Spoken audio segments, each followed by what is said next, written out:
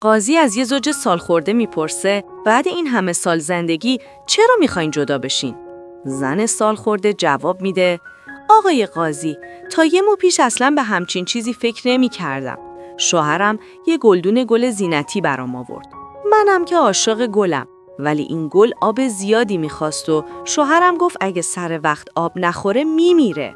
من همه سال بیماری استخونی دارم و مجبور بودم شبها از خواب بیدار شم و گل و آب بدم.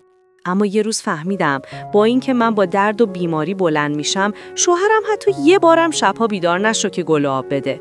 اونجا بود که فهمیدم با همچین آدم بیفکری دیگه نمیتونم زندگی کنم. قاضی حق رو به زن میده، ولی طبق رسم از مرد هم میپرسه تو چیزی برای گفتن داری؟ پیرمرد جواب میده همه چی رو درست گفت جز یه چیز. گل مینای زینتی اگه زیاد آب بخوره میمیره. همسرم بیماری استخونی داشت و دکتر گفته بود باید مرتب ورزش کنه، ولی اون هیچ وقت این کارو نمیکرد. واسه همین من این دروغو گفتم تا مجبور شه برای زنده موندن گل شبها بیدار شه و حرکت کنه. هر شبی که بیدار میشد منم بیدار بودم. وقتی کارش تموم میشد و دوباره میخوابید، من آب گلو خالی میکردم و با دستمال خاکشو خشک میکردم.